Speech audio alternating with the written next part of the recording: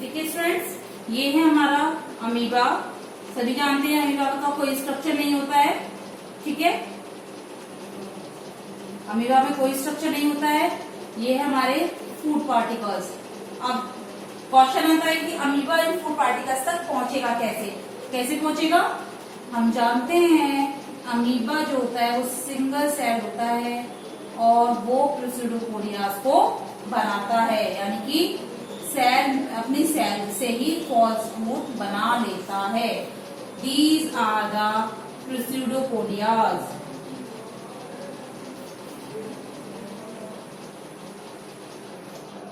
प्रोसिडोपोडिया means false food, यानी कि जब इनकी रिक्वायरमेंट होती है वो उसकी बॉडी में यानी कि सिंगल सेल के द्वारा बना लिए जाते हैं, और जब इनकी जरूरत नहीं होती है तो ये डिसअपियर हो जाते हैं। इन्हें हम कहते हैं फॉल्स फूड या प्रोसिडोपोडिया। इस तरह से देखिए, इसने अपने इन फूड के हेल्प से या जिन प्रोसिडोपोडिया की हेल्प से इस फूड मटेरियल को, ये क्या है, फूड सब्सटेंस,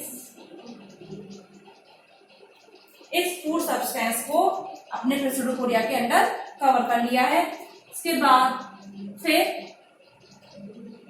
ये प्रोसिडोपोडियास के द्वारा इस फूड मटेरियल को कवर कर लेगा, यानी कि इसकी बॉडी के अंदर आ जाएंगे। यहाँ पर इसमें डाइजेशन की प्रोसेस होती है through the process of osmosis, ठीक है। फूड वैक्यूम के रूप में ये फूड सेव हो जाता है और फिर यूज किया हुआ फूड सेव हो जाता है, इसकी बॉडी में डाइजेस्ट हो जाता है, और डाइजेस्ट होने के बाद अनडाइजेस्टेड फूड क्या होता है, बॉडी से बाहर निकाल दिया जाता है। अनडाइजेस्टेड फूड बॉडी से बाहर कर दिया जाता है। इस प्रोसेस के द्वारा अमीबा में न्यूट्रिशन की प्रोसेस कंप्लीट होती है।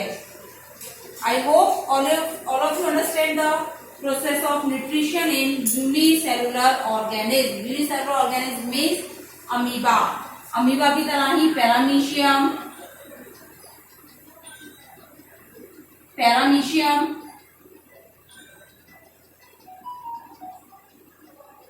यूग्लिना और बहुत सारे जो आपके सिंगल सेलुलर ऑर्गेनिज्म होते हैं उनमें होती है, ठीक है। इसे हम कहते हैं nutrition in unicellular organism. Now next topic is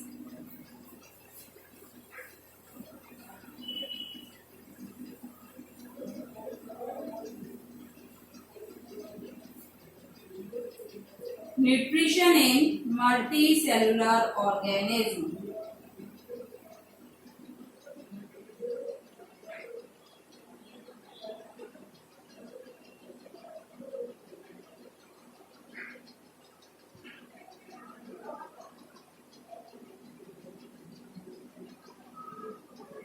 multicellular का एग्जांपल कोई बताएगा मुझे? Yes, very good, human beings.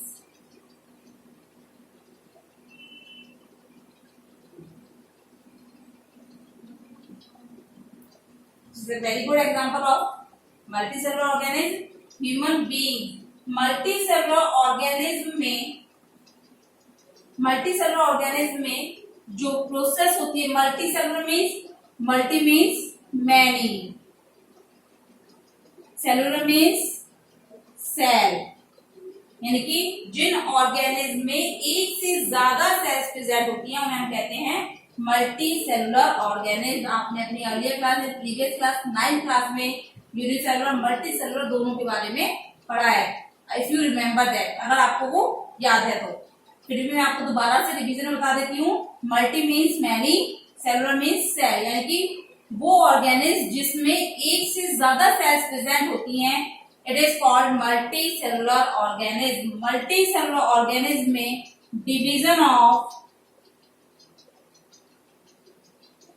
Labour found होता है, यानी कि डिवीजन ऑफ लेबर प्रोसेस होती है, यानी कि इनमें हर एक सेल का अपना एक स्पेसिफिक फंक्शन होता है। मल्टी सेलुलर ऑर्गेनिज्म में cell, tissue, organ, organ system and then form organism. क्योंकि जो सेल होती है वो क्या बनाती है, ग्रुप ऑफ सेल में टिश्यू, एक से ज्यादा है ग्रुप बन जाएगा, a group of cell makes tissue, ठीक है। अ ग्रुप ऑफ टिश्यू में organ and organs work together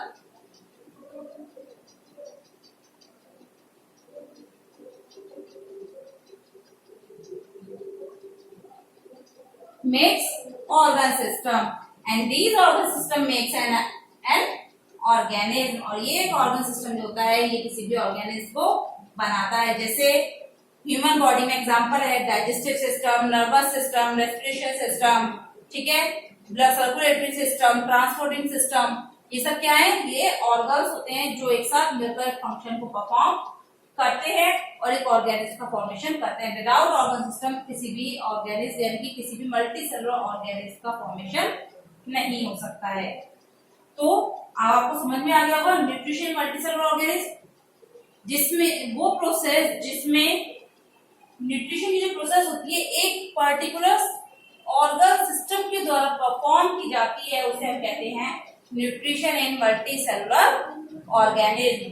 यानी कि किसी भी मल्टी सेलुलर ऑर्गेनिज्म में पोषण यानी न्यूट्रिशन की प्रोसेस होती है। ह्यूमन बीइंग्स, जिसे इसका एक एग्जांपल है ह्यूमन बीइंग, इसको भी मैं आपको बहुत ही इजी वे में डायग्राम के थ्रू समझा दूंगी, तो ध्यान से टिल द लास्ट वीडियो को देखिएगा बेटा। अगर आप कहीं भी चूक जाते हैं तो आपको फिर टॉपिक समझ में नहीं आएगा।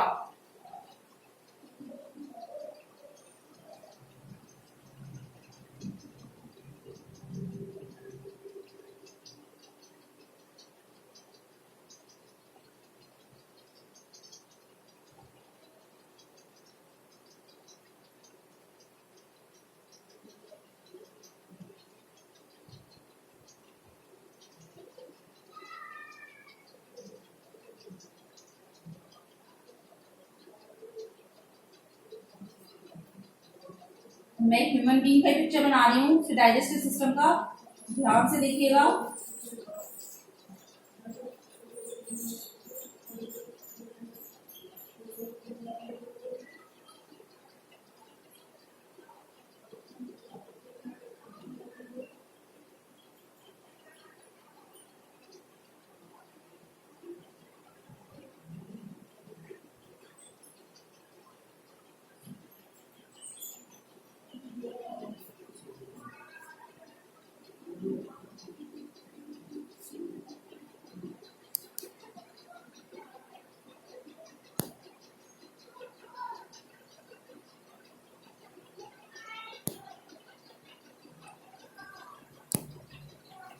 डायग्राम देखकर कुछ याद आ रहा होगा तो वो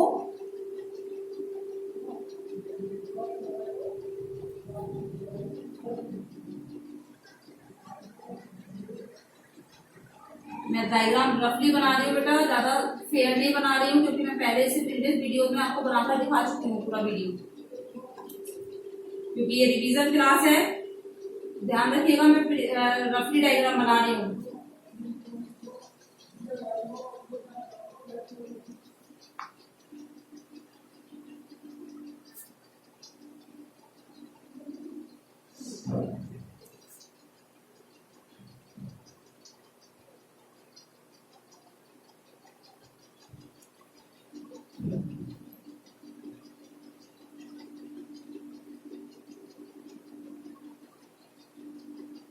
याद आ रहा है डायग्राम देखकर क्या क्या चीजें हैं ये?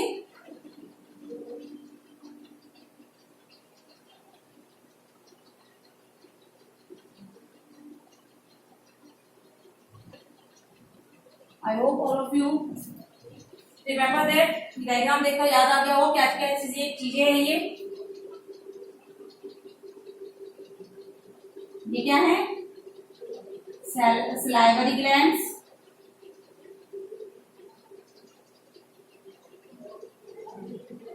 ये क्या है? ईसोफेगस, ये स्टोमक, रिमेंबर, याद आया सबको? ये क्या है तो बताएगा मुझे? Liver. It is gall bladder.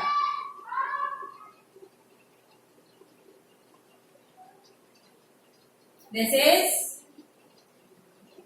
pancreas. This is large intestine.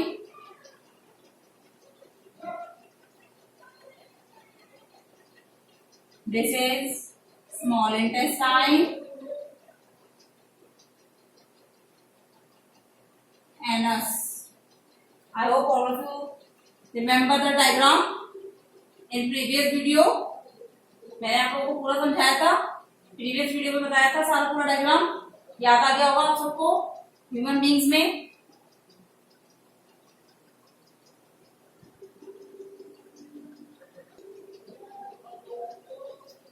ठीक है, now I explain the whole nutrition system in human beings by this diagram. Firstly, human beings में एलिमेंट्री कैनाल प्रेजेंट होती है, जहां से फूड जो कि 9 मीटर्स लॉन्ग होती है ह्यूमन बॉडी में, इसमें salivary gland, oesophagus, stomach, pancreas, ये सब क्या है? डाइजेस्टिव ऑर्गन्स होते हैं जो डाइजेस्टिव के प्रोसेस में हेल्प करते हैं, जिसमें लिवर, गॉल ब्लैडर और पैनक्रियास जो होते हैं, एंड देन सैलिवरी ग्लैंड होती हैं। ये मेन डाइजेस्टिव ग्लैंड्स होती हैं जो डाइजेशन की प्रोसेस में हेल्प करती है। कौन कौन सी? गॉल ब्लैडर जो होता है ये बाइल जूस को स्टोर करके रखता है। लिवर, सैलिवरी ग्लैंड और पैनक्रियास जो होती है वो स्मॉल इंटेस्टाइन को हेल्प करती है, किसके लिए? डाइजेशन की प्रोसेस में। ह्यूमन बॉडी में जो डाइजेशन प्रोसेस स्टार्ट होती है वो माउथ से होती है। ये है हमारा माउथ। सबसे पहले हम फूड कहाँ लेते हैं? माउथ में। माउथ के बाद फूड जो जाता है वो जो सलाइवरी ग्लैंड्स होती हैं, सलाइवरी ग्लैंड्स जो होती हैं वो सलाइवा को सीक्रेट करती हैं माउथ में, जिससे जो माउथ होता है, माउथ में क्या क्या होते हैं? टीथ और टंग। टीथ और टंग। टीथ जो होते हैं वो फूड को च्यू करने का, च्यू एंड बाइट करने का फंक्शन करते हैं, और टंग जो होती है जब सलाइवा इस च्यू और बाइट फूड में मिक्स हो जाता है तो टंग जो होती है वो स्वेल अप करने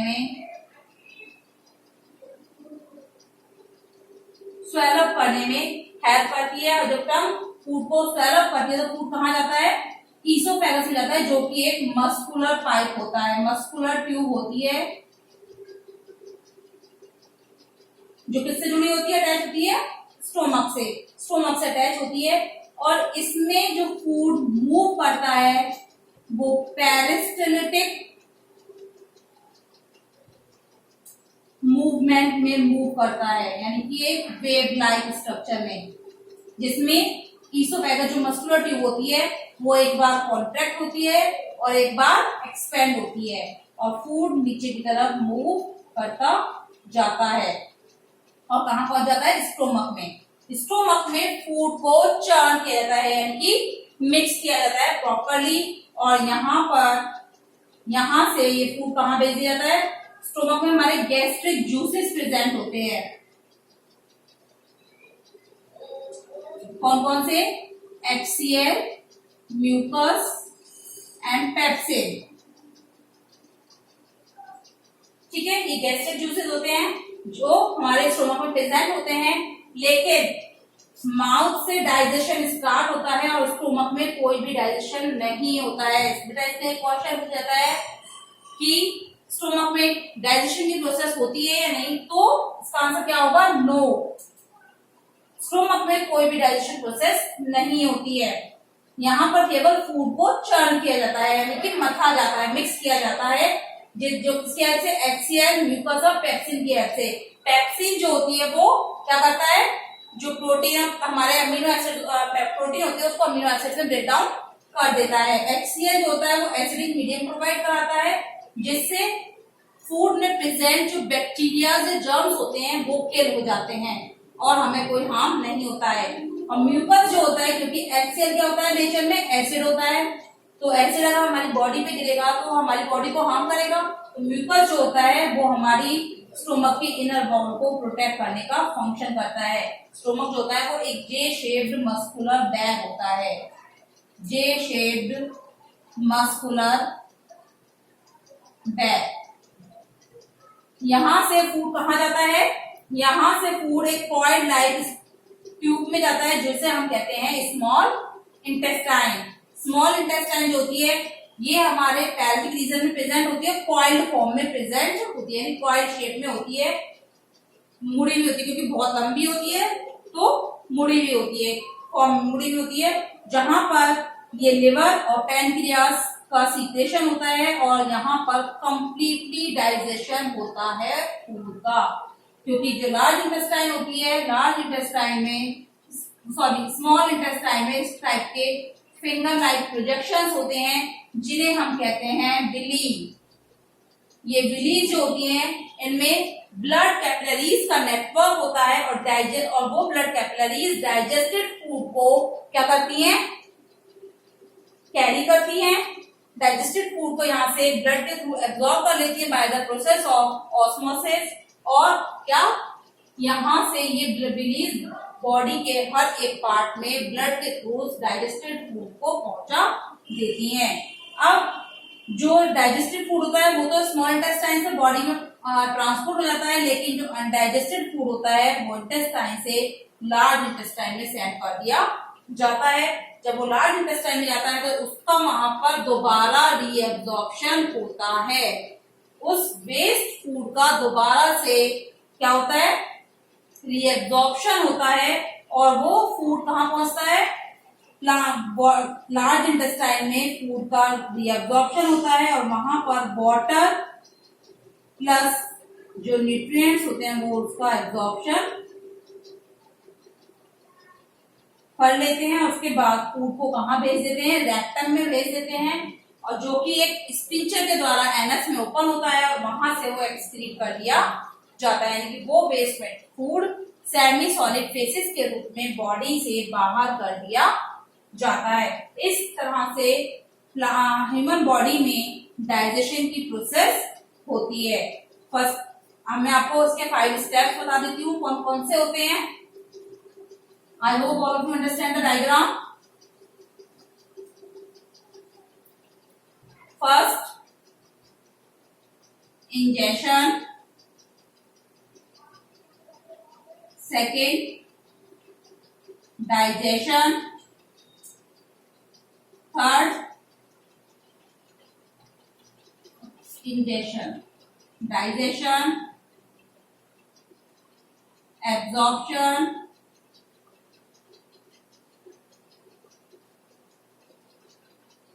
assimilation,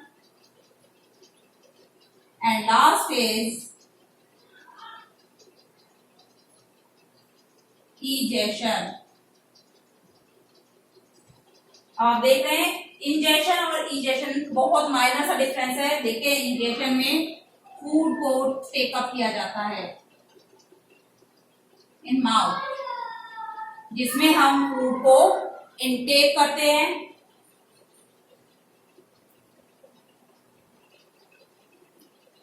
ये 5 प्रोसेस के थ्रू ह्यूमन बॉडी में डाइजेशन प्रोसेस कंप्लीट होती है। फर्स्टली इंजेक्शन जो कहाँ होती है, माउथ में, ठीक है।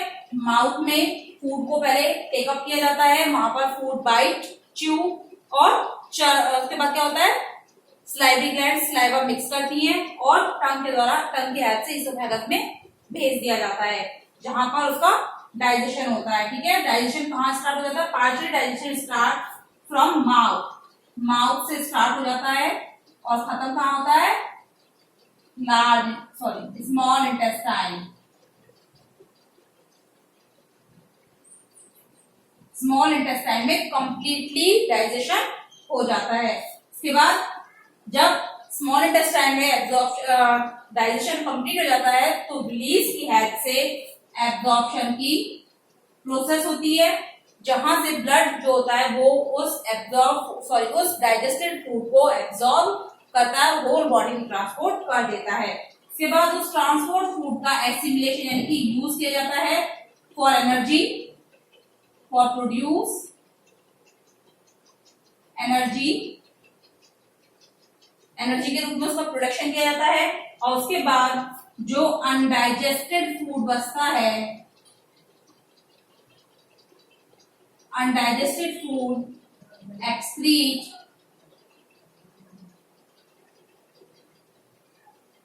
थ्रू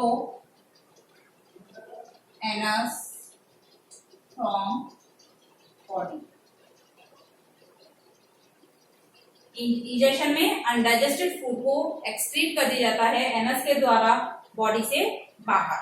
ठीक है, इन 5 प्रोसेस के द्वारा ह्यूमन बॉडी में इंजेक्शन डाइजेशन की प्रोसेस कंप्लीट होती है। यही 5 प्रोसेस आपकी यूनिसेलुलर ऑर्गेनिज्म में भी होती है। Injection, digestion, absorption, assimilation and injection. मैंने आपको बताया था अनिमा में फर्स्टली वो प्लास्टिडोपोडिया के द्वारा फूड को टेकअप करता है, उसके बाद उसका वैक्यूल्स के द्वारा उसका डाइजेशन होता है।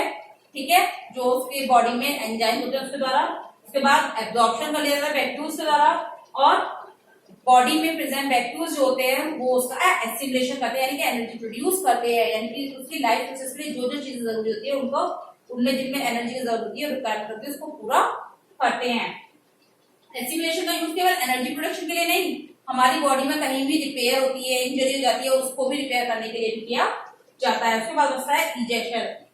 इंजेक्शन मीन्स जो अनडाइजेस्टेड फूड मटेरियल होता है, यानी कि वेस्ट मटेरियल फूड जो होता है, वेस्ट मटेरियल होता है उसको बॉडी से एनस के द्वारा बाहर निकाल दिया जाता है। लेकिन अमीबा में सेल जो होती है वो ब्रेक डाउन हो जाती है और यहाँ से वो वेस्ट मटेरियल बाहर निकाल देता है, यानी कि सेल के द्वारा वो वेस्ट मटेरियल बाहर निकालता है।